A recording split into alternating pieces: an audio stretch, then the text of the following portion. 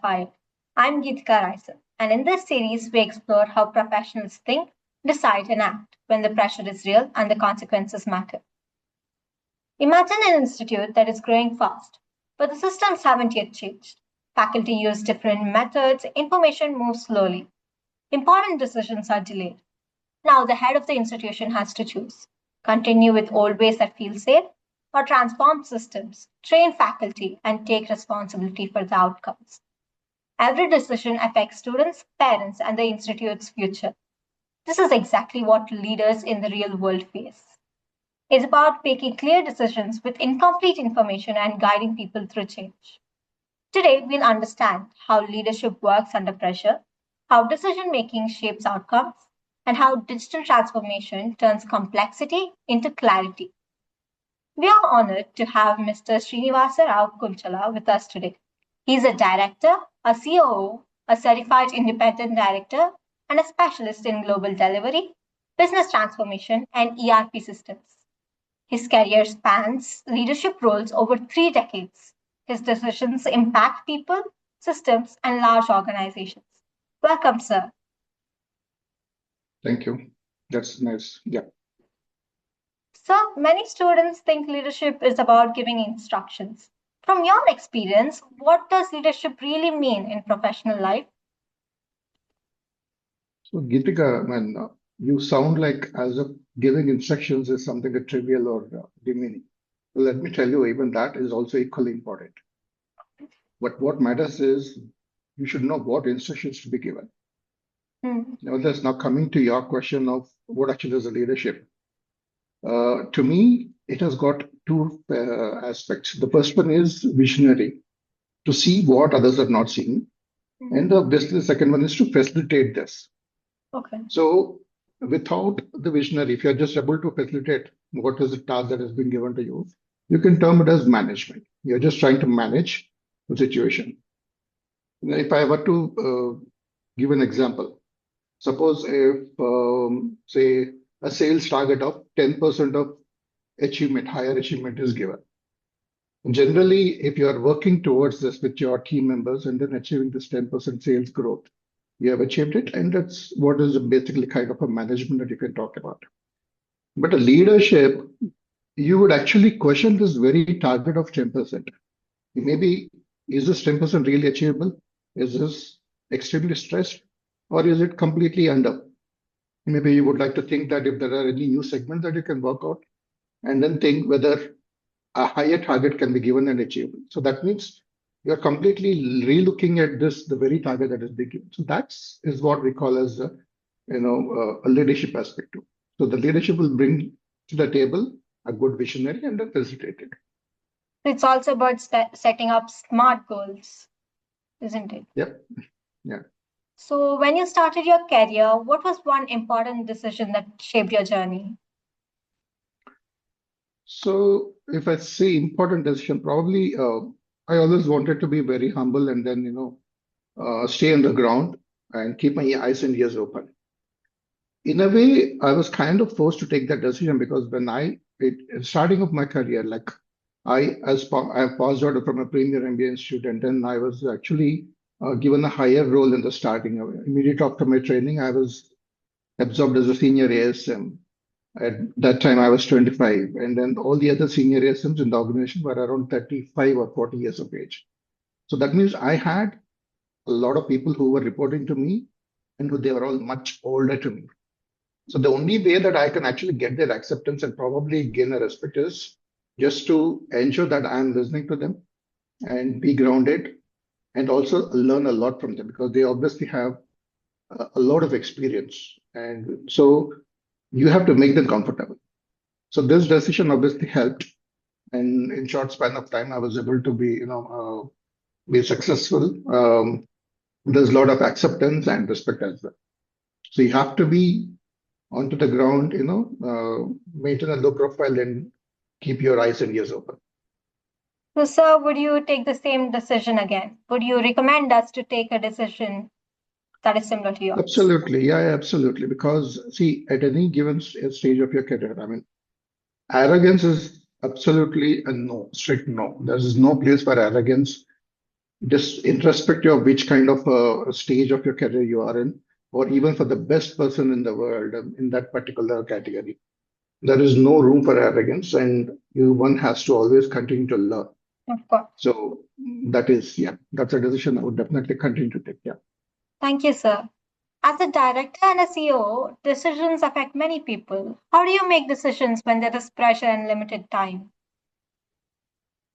So this is something that happens on a regular basis. Mm, Okay. Decisions, the best solution for this is always to consider what is the major impact. Where is the major impact and where is the maximum damage that is done? Okay, so based on that, you will have to take your decisions because certain things will be like that. I'll just take an example and probably you'll understand it better. One example I can think of is suppose if you were to give promotion, mm, okay, when there are two candidates worthy of it, okay. and you only have one slot, what will you do? So what you need to do is, okay, if both are equal at all, with all the parameters, you need to understand where is the maximum damage. I mean, if you do not give one promotion to one, what is the damage? So is he or she going to leave the organization because of this? And who is more prone to leaving the organization? And which project is more critical for you if it is? And you need to take a decision based on that. Okay. So probably one person, there are other dependencies that he or she may not actually leave. So you might be inclined to giving the promotion to the other person and then give the next time for this person. In a way, you may be sounding as if you are taking a wrong decision for one individual, but in an overall for the overall organization, you definitely are taking the right decision by also adhering to the constraints that you have. Similarly, I can take the recent example. See, for example, this Indigo crisis, all of you are aware of it. Yeah, Now, today, if you look at the Indigo crisis, I mean, everyone has been pounding on to the aviation minister, why is he not taking action on Indigo and all that? yeah. But what is more important is you see a lot of passengers are stranded at the airport. Mm, So the immediate decision has to be first to ease that tension there and then let those passengers move to their destinations. So that they may have taken one step behind to ease that entire thing, to get the rosters and all that. You, but and then take the other actions later. mm. So your decisions actually will also be, influenced by these kind of situations as well. You'll have to choose your battles. If you have to win the war, you have to choose your battles. Not every battle is fun. This is the core principle in making decisions. So we have to prioritize what is important and keep the company above all Absolutely. these. Absolutely. Okay. So you have worked in global delivery roles. What challenges arise when teams are spread across multiple countries and cultures? Yeah. So today the world has become pretty small. Okay. So you have teams across the world. And then the cultures change a lot. Cultures differ from each country to country, and the way they work and the way they perceive as what is important. So, for example, so it is very important that you understand the cultures and also you communicate well. Mm, I'll just give a couple of examples. For example, in Japan, they work a lot, right from early morning and then even till late night, and they don't go strictly by what is mentioned in the contract. For them, relationship is more important. So, but if you were to come to Europe, their work culture is different. I mean, they are probably the most least expected to work in terms of the working style. But for whatever limited hours they work with extremely good efficiency. For example, in Scandinavian and North European countries, they only get to see proper sunlight in 2 months in a year. So for them, those 2 months is just holiday period. They don't care whatever goals you're setting and all, even if your projects are there. So you will have to, as a leader, you will have to understand this and then plan your project schedules according to that. of So these are the different things you need to So the solution is understanding the local cultures and understand and communicating them well. That is the only solution, to managing all this. At the end of the day, it's teamwork basically. Yeah. So, how does a leader ensure accountability in situations like this? See, accountability, the best thing is, I would say, is you break down the roles and responsibilities individually in such a way that each person has got a very clear role. Only then you will be in a position to get the desired outcome, and you'll be in a position to make them accountable. If a particular task, if you are having two different individuals responsible for that, you cannot pinpoint on any one individual. That means there's a problem over there, and you cannot blame or attribute the success or failure to one. So that's a failure of the exact dissemination of the roles and responsibilities. So in order to get a correct accountability, you definitely have to ensure that within the hierarchy for a particular task, there was only one single individual assigned to that. There could be multiple people involved in that, but there could be a hierarchy in that. So, for example, a top layer position, he may have 100 tasks where they're all rolling up to him, but each individual task, there will be one person who is assigned to it. Only when you have that kind of clear roles and responsibilities, it will not be easy for you to, have the sense of accountability. So there's also less miscommunication. Absolutely, yeah. So can you explain what it means in simple terms for a student like us about business transformation? See, but the word itself, transformation. So basically, it is like transforming the way you're doing business or the way how you're conducting your activities and all that. But there's a difference between a small change or adapting to thing and transforming. So transforming is a completely a much higher stage in terms of a paradigm shift in what you're doing. And this could be driven by the forces external or internal to the organization. External is how the external environment has shaped up, how the customers have moved, how the market has changed. So you'll have to make changes the way how you're doing it. Internally, also the way how the work culture is shaping it all. So again, probably to give an example, suppose if you remember the Corona time. I mean, I'm trying to keep these things very simple, okay? Corona period, it was not easy. I mean, we all could not go to the offices, right? At that time, going to the office and working was a culture. Now, facilitating work from home has become a necessity. It's no longer luxury. It has become a necessity. So you need to transform towards that. What is that? Okay, then you'll have to understand what all you need to do for that. First, you need to desktops are no longer required, right? So you'll have to have laptops. There's a cost involved in that, and then each individuals have to be communicated and all. So a transformation is always now not only in this. Even if you are in a market, suppose for example, I can talk about almost around 1 decade back, there's a difference change. Like if you remember this, Patanjali.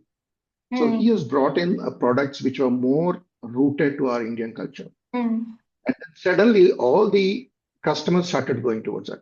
So that was the time what companies like Hindustan Lever, Colgate and all, what they've done, they've also pumped in money, did, invested in their R&D and brought products which are kind of Ayurvedic in nature.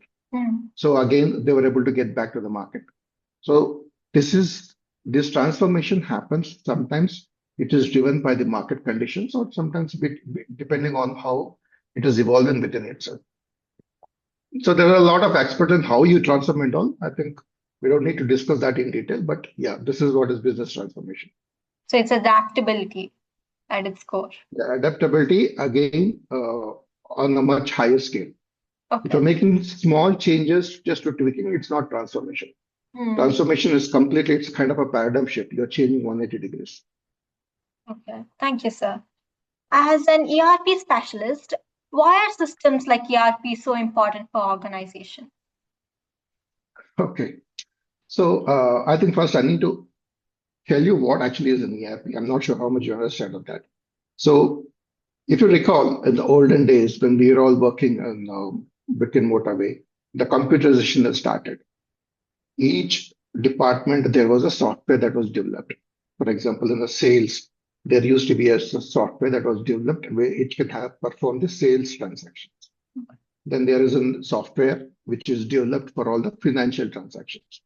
There's a software which could, do the human resource department, probably involved in payrolls, paying the salaries and all that. Now, you are having softwares working in silos. But in an organization, all these need to talk to each other. Hmm. Otherwise, you cannot work, right?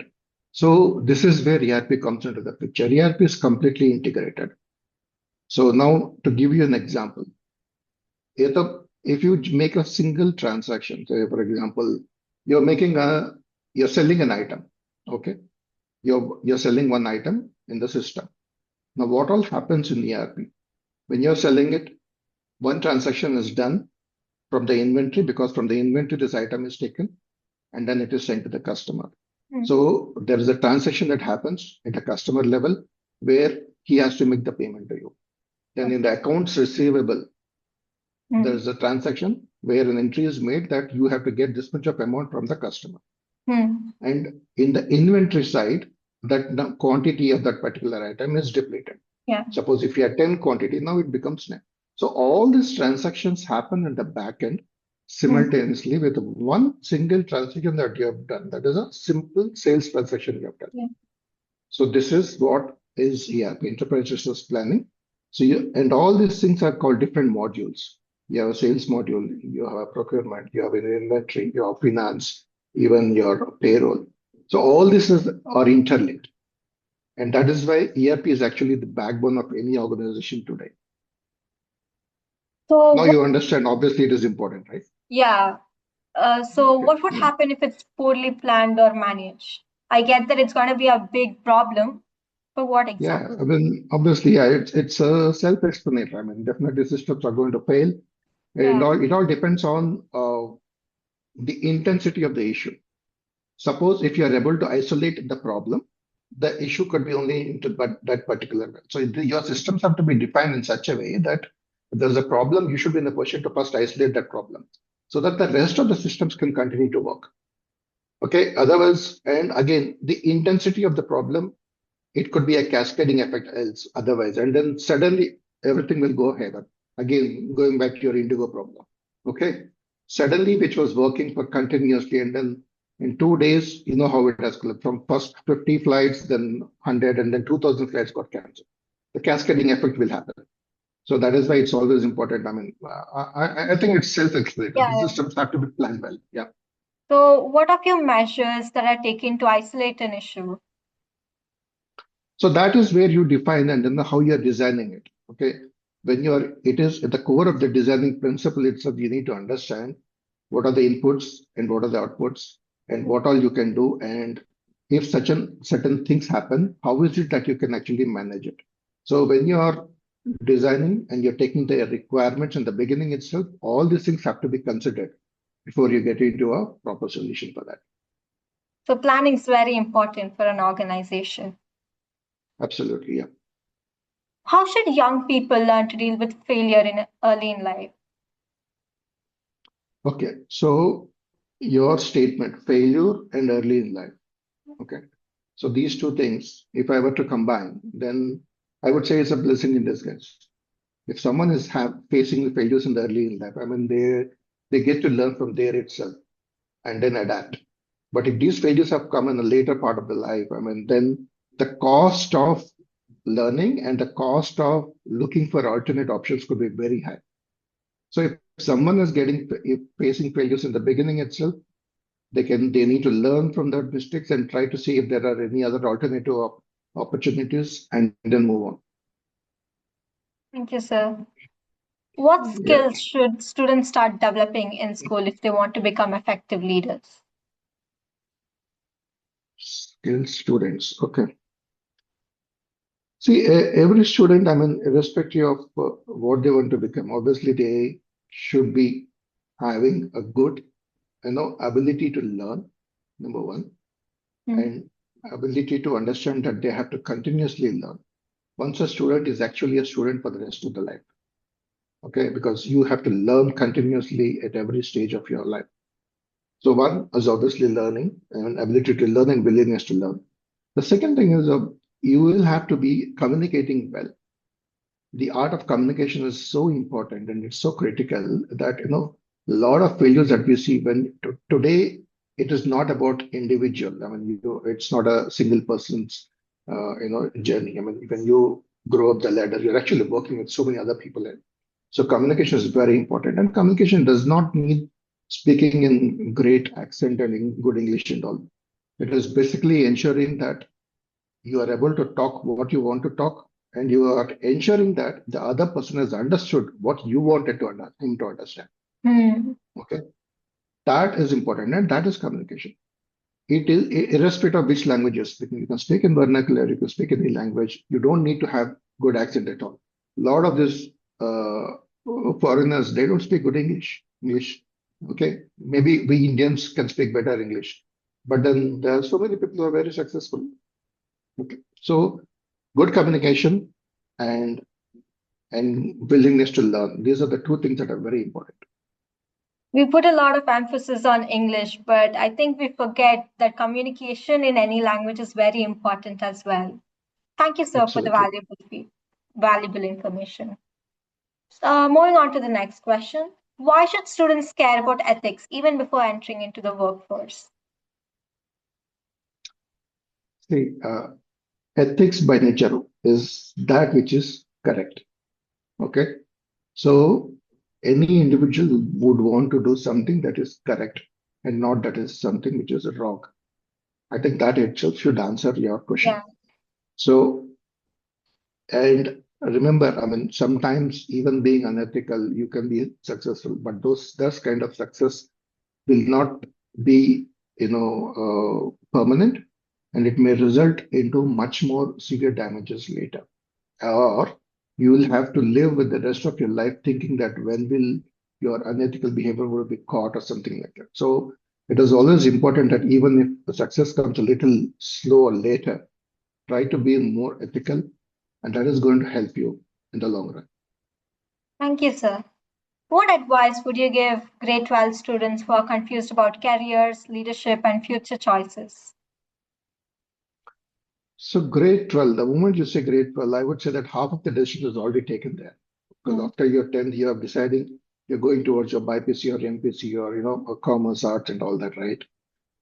But even after that, what I would say is the students have to understand whether they are really enjoying what they are studying, or do they really like to do what they're studying.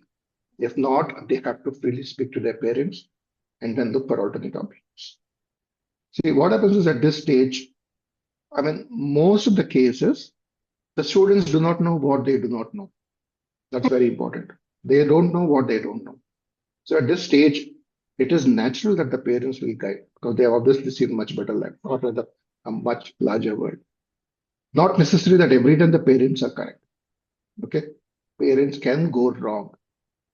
But end of the day, it boils down to what is the student feeling when he has started pursuing that particular. So even if you're a part of 11th or mid of 11th or mid of 12th, you can still speak. Think that if this is not what you want to do, you can discuss and you can make amendments after your 12th.